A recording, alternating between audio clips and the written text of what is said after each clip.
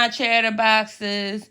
This is my review for Love at the Lockup, Season 2, Episode 50, Who's Cheating on Who? Guys, I would like for you to please like the videos. Please subscribe to the channel. Please share the videos. It helps me out a lot. I appreciate it. Thank you for that. So we're just going to get right into this craziness of a show. So it starts off with Angela and Tony. They're at the venue, and the wedding planner was asking questions about, like, Tony's best man. So Angela was like, well, Tony doesn't have a best man. So Tony was like, yeah, I do. So apparently it's some guy named Andre. He was arrested and did some time with Tony when he was locked up.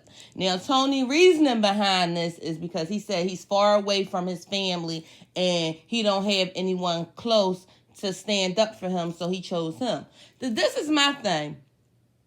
Okay, you might be far away from your family, but you can't invite your family to the wedding and they won't come down to share in your glory, in your time of marriage and holy matrimony. Your family won't come and show support? Not at least one of them? That don't sound right. It sounds like you burnt some goddamn bridges. That's what it sounds like to me. It's no surprise to any of us that Angela is paying for this wedding. But she brought it up, saying that Tony doesn't have it, so she's paying for the wedding, and it's a lot. Duh, it's a lot being with Tony. What? Angela. I don't feel sorry for Angela no more, because she used to be like, oh, I'm not going to be with him, and he messing with prostitutes. Oh, I'm over and this and that. And then you let him back in, easy breezy. You don't give him any, he doesn't have to fight for anything with you. Now, you paying for the freaking wedding. Like, what? You don't want him working because you scared that he going to be still fucking prostitutes? I don't get it, Angela. Like, come on. So she started flipping out about it. Talking about, I don't want you hanging around with no convicts. He's no good for you. What was he in jail for? So he was like, he was in jail for selling drugs. He was like, oh yeah, he was in jail for selling drugs and you were at it. Perfect match. So he basically shut Angela down. Was like, I'm over it, Angela. Like, shut it. So now she coming over to him saying, well, we need to come to a resolution. So her reasoning is, okay, well, he could be your best man, but you can't fraternize with him before or after the ceremony. Well, how the hell he's supposed to be his best man if he can't hang out with? You understand what I'm saying? So you think he's only going to come to the venues and this and that? Are you going to pay for this guy tux and everything? Get the fuck out of here, Angela. You sound stupid. Okay? You're stupid for marrying a piece of work. And now you sound stupid with how you trying to control the situation. Come on. That guy ain't no better than Tony. Tony might be worse than this guy, okay? Oh, gosh. I'm off of them.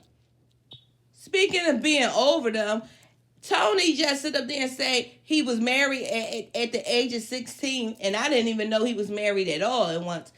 He said he never had a bachelor party or anything like that. So he said, I don't care what Angela's saying.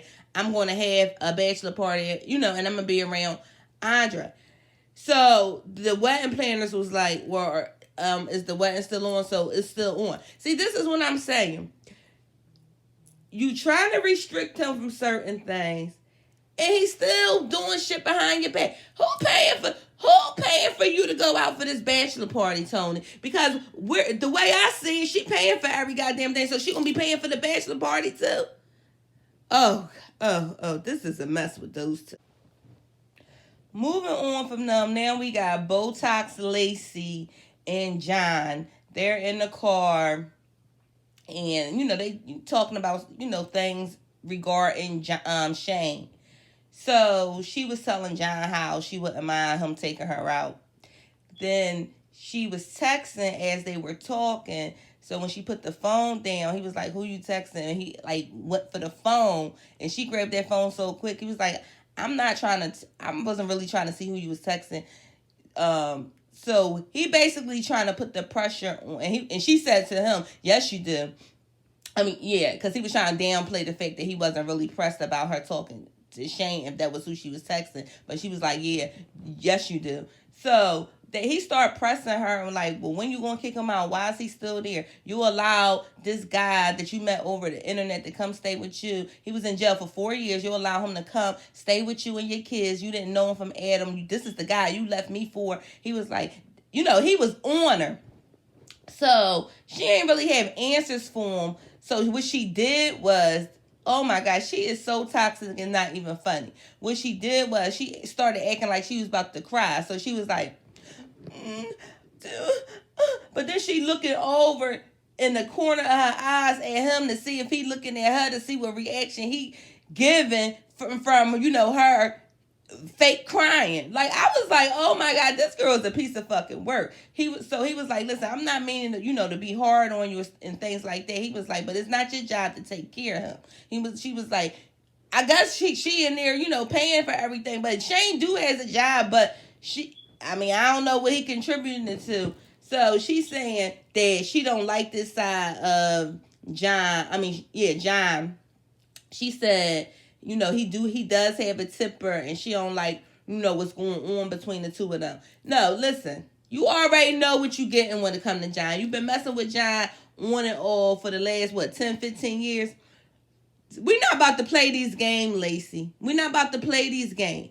You know what I mean? Like, you already know. So now you talking about you can't believe that your marriage might be over. Listen, the ball is in your court, Lacey. Do you want it to be over or don't you?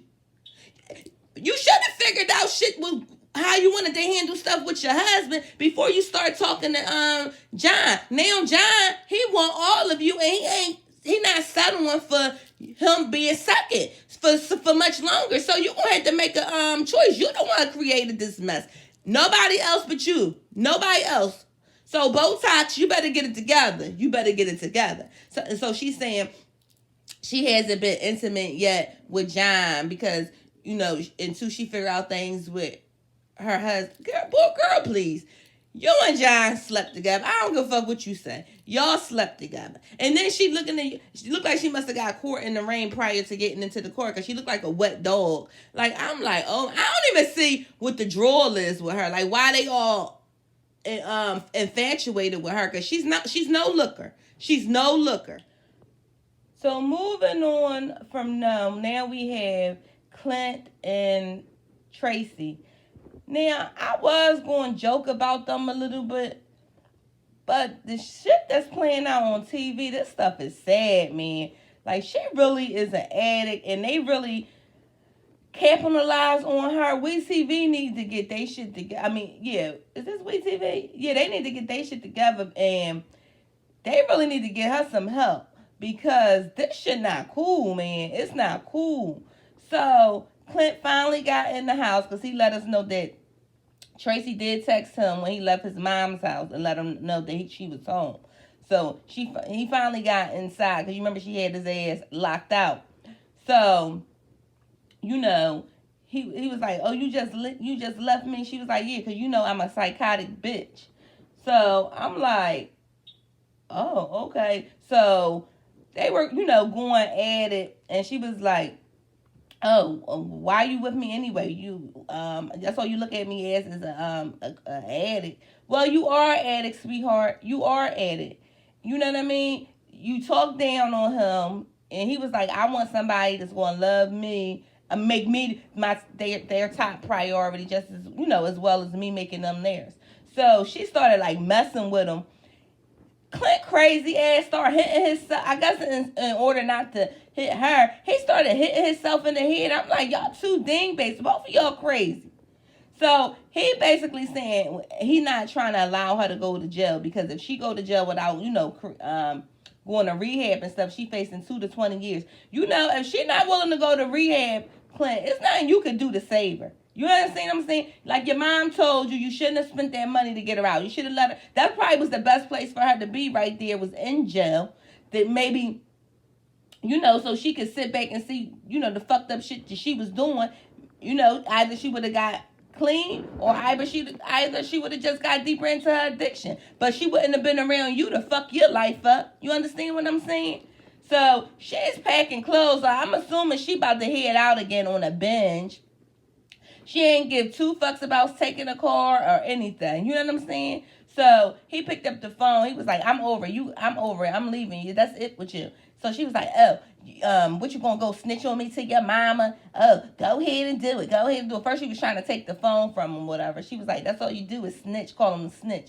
Listen, so then when he was like, are you gonna go to rehab or not? Stop it. Stop it. Like, she get real defensive when he talk about that rehab stuff. And I know I was about to go in on Tracy, and I know Tracy not in her right mind because she's an addict. And when you having addictions, you're not your normal self. I get it. But I don't like what I'm seeing playing out on this store, on this TV. They need to get a handle on this because this shit not cool. It's not cool. So now we have Brittany. She's meeting up with her friend Amanda. They used to go out back in the day, but she's meeting up with her. So they're outside of the prison that they both used to, live at. And Sasha is currently there. You remember her friend Sasha that got sentenced to the 10 years for that? I think it was like a home invasion type situation. So she's there in the jail.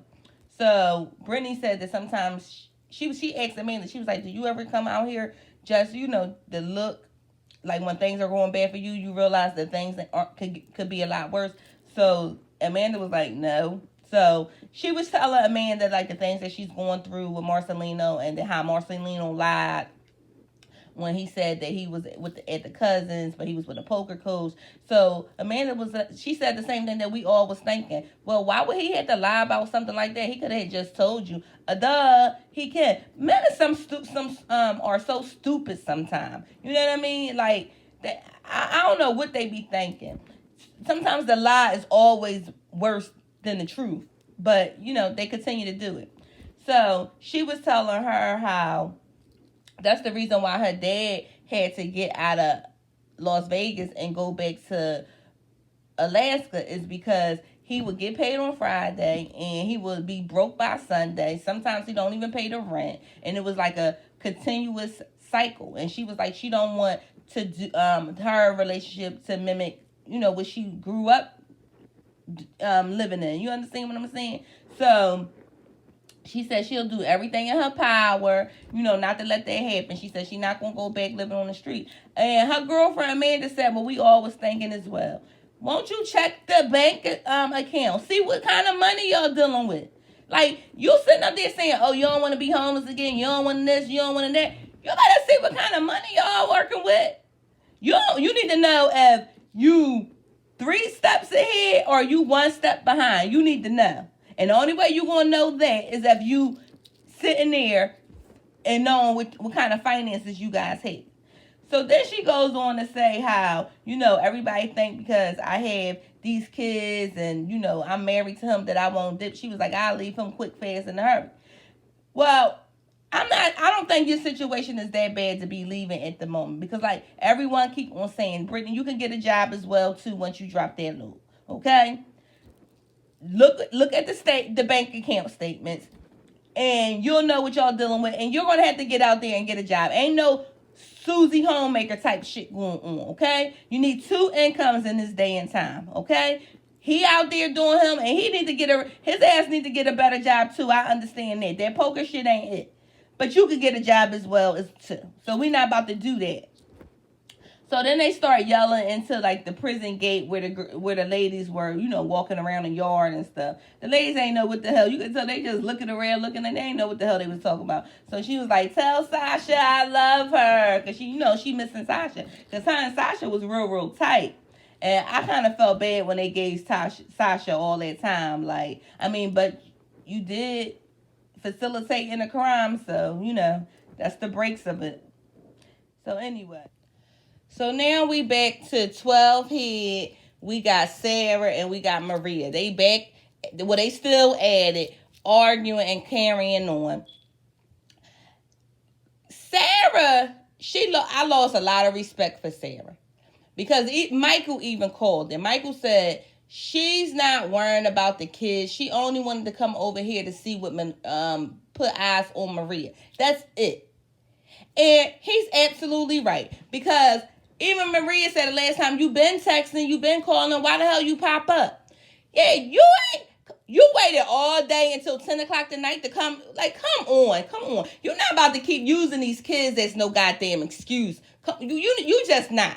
See, Michael, if you better than me, because what you need to do is, I know she beat you to the punch with that temporary primary custody shit, but when y'all do go back to court, you need to fight for visitation rights, and you get certain days, because that shit that she pulling, that need to stop. That shit need to stop. She out of pocket for that. You know what I'm saying? Newsflash, you don't own somebody just because you guys have children together. You don't. You know he was a piece of shit. He's been a piece of shit. You understand? And Maria just got him at the moment. He ain't shit. He was just sleeping with you the night before. You already know he not shit. So why you care? Like, why you worrying about him? He hasn't changed. So they're going back and forth. And like Maria told her, she was like, you don't care about him being with them kids. You just want him with you. She was like, you stupid. And she is stupid. Maria, you stupid too, because you kept on calling Sara a bunch of hoes. But I just got the tea from one of the other people that do the reviewing and talk about, these shows. She pulled up your rap sheet, and you done been arrested multiple times for prostitution. So you're a real life hoe. So I think you need to be, and then when you remember when she said, oh, I got a lawyer. Yeah, you do got a lawyer on retainer, because your ass always was in and out of jail. You was a whole prostitute. Michael got himself an old hoe. That's what he got, okay? Oh my goodness, this is a damn mess. So that's when the manager of the hotel came out. Y'all gonna have to stop y'all disturbing my desk. Michael gonna get all fake mad at the manager. Don't be talking shit to nobody down with. Michael, this is his establishment. Fuck is you talking about? You wasn't man enough to de-escalate the situation. He has every right to tell y'all to shut the fuck up. Y'all in front of his place of business, his establishment, where people pay to stay, and they don't want to be disturbed by y'all ratchetness, okay? Now, come on. And then Sara tries to flip it on Michael, talking about, you're going to pick her over your family? Maria was like, what family? That's all it is his kids. Y'all ain't, that shit sold a long time ago. Yeah, Sara, you got shit fucked up. You are his children's mother. Yes, you are. You are his estranged wife. Yes, you are. But y'all are not no one cohesive, happy family. So sit down with that shit, Sara. Sit down with that. So now we back with Clint and Goddess. Clint's on the phone with his mom, telling his mom, the things that's going on. His mom told him, do not argue with her anymore. So Goddess is being on defense, like, yeah, she's telling you, I guess it's a sore spot that every time that they go through something, Clint on the phone with the mom. So she was telling him to hang up, and the mom telling him don't argue with her. So he said, basically, this is the end of the relationship. This after he's off the phone with the mom. Basically, it's the end of the relationship, and it comes out that Tracy actually got an abortion. Now, she was saying, where's the ultrasound? So she had to be far along to even have got an ultrasound, because they normally don't give you an ultrasound that early on in your pregnancy. So I don't know exactly how far along she was. So Clint kind of threw like a dagger at her and was like, well, you the one actually got, I think he said flushed it or got rid of something. And she was like, that's a low blow. So that's when, she said that was the worst thing that she ever did in her life. She was like, and I did some bad things, but that was the worst things. So she agrees that she's going to go to rehab. She said she went to go visit her mom, and she came to the realization that she needs the help. She said she's scared. I mean, rightfully so. It's unknown territory, because she did say that the abortion triggered her to use meth more than ever. So I guess that was just the gasoline that she needed to spark her fire. And so and then that's why she's so hard on Clint, is because she look at him as the person who made her do certain things. Even though can't nobody make you do anything because that's your body. He's saying that y'all can't afford it and things like that. But it's still your body, still your call. You know what I mean? So Clint get his dirty ass in the bed. Oh my God. You know, to be quite honest, Clint look worse than Tracy. Clint looks worse than Tracy. If coronavirus was a person, it would be Clint. You see how many times he put his hands in his face, rubbing his nose, not washing, not doing anything? I'm serious. If coronavirus was a person, Clint would be it. He's the poster child for that shit. I'm sorry. So they all laying up in the bed, and I'm like, it just looks so disgusting. Like dirty on dirty on dirty. So I guess she's going to go off to rehab, and I'm happy for her because, like I said, we need to be ashamed of their goddamn self to put this shit on TV when she definitely needs some help. Yeah, so now we have Tommy, Tony, and Tony's friend Andre. So they're at Tony's bachelor party. It's just the three of them. I guess it don't take many people to get a party started. So they're all at, I guess it's like a strip club. So they're at the strip club, and you know everybody seemed like they about to have fun.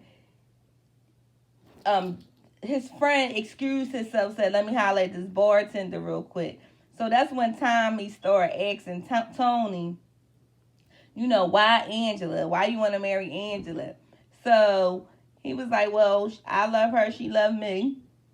And this is what, you know, basically what's going to be. He's keep trying to deter him from marrying her. So it was funny because they kept going back and forth. And Tony was like, it's like a guppy to a shark. Like, he not about to, he was like, he not about to do anything. I guess he know that he'll be able to chew Tommy up and spit Tommy out. He was like, Angela. So Tony was like, Angela is happy. He was like, what happens if you get tired of her rules and her bitching at you? He like, listen, we're going to get married. This is what it is. And it ain't shit you can do to stop it. So then the friend comes over and he finds out that Tommy is trying to stop the wedding. So he was like, well, what you think I'm supposed to do as the best man? He was like, I'm not going to allow that to happen. He was like, if you come in between it, you gonna get crushed now or later. I'm like, oh shit, Tommy looking stupid as hell. But I do feel because the friend he was like, what, you like her? You know, prior to, because he didn't know all what was going on. But I like the way he had Tony back. Like, come on, you ain't about to sit up there and talk shit to him in front of his face about his soon to be wife while I'm sitting here. Like, come on, or whatever. I ain't see nothing. I thought Tommy was really out of place. I understand that you're not in agreement with the wedding and everything like that, but if this is what they going to do, you're going to have to stand down. You're going to have to stand down. Like, he told Tony, well, I'm going to be around. And Tommy said, I know you're going to be around. He was like, I know that that's Angela's best friend. I know it's nothing that I can do to stop that. You know what I'm saying? Like, he already know. So now we get the two strippers come over, and they was like, who's Tony? Oh, we got an arrest warrant for you. So then the girl was like, oh, your wrist is big, Tony. What else is big? He was like, I promise, it matches. I'm like, oh my God. So Tommy's sitting up there with the look of disgrace on while they walk Tony away. I'm like, you know he gonna run that shit back to Angela. He can't wait to tell Angela. He probably about to text her right now. Come. So now we got Brittany and Marcelino. They're out in the back, like a cute little bonfire type situation. So he basically was confronting her about her pulling the bear on him while he was laying down. He was like, you know, you can't be doing that. So she was like, well, I don't want you lying to me. So she was like, we cannot continue to cycle like our parents. She was like, we'll be no better than them. Just look around. Like, we're not doing the kids any justice if we end up like them. So Marcelino was like, listen, just a couple years ago, I was in a studio apartment by myself. He was like, I didn't know anything, you know, all this was about to happen. He said, that he didn't even think he would be living. He said he thought he was close to a grave. Brittany brought him life. He was like, "It's no rule books to this." He said he don't want his kids living in poverty. And then when he keep losing, he be like, it does something to him. So Brittany was like, "I don't care about all the fancy things. I don't care about that. I just care about you being a good husband and a good father to these children." But I'm not saying you need money to be a good father and but you do have to have money to be able to provide. You do. So he got to stop making these risky choices when it comes to this gambling and get a solid job. I believe Marcelino mean well. Like he told Brittany, "I love you. I love the kids. I love this family. You saved me." And that's some big shit to say that somebody saved you. You know what I mean? Like, I'm scared, like, if she leave him, he'd go kill herself. Because I don't know if he was battling depression or he was out here just making risky, decisions. I don't know what he's talking about. But it's kind of disturbing to hear him talk like that. So she said, they're going to try to mend whatever is broken in their relationship, because they both don't want to repeat the cycle of their parents, because I guess they both had shitty childhood. So we'll see how this play out with those. Now, didn't I say Tommy was going to pull some shit and probably snitch on him to Angela? Well, yes, the hell he did. When Tony was in the back, Tommy going to text Angela that Tony was in there with the strippers. So he done woke Angela up. Angela bring her old ass to the goddamn strip club, yelling at Tony, talking about, "Get the fuck out of here. We come with me. We leaving. I don't need this fucking shit." And Tommy, and you see, did y'all see Tony dip out of there? He was walking off soon as he seen Tommy. Like, come on, Tommy, that shit is annoying. Like,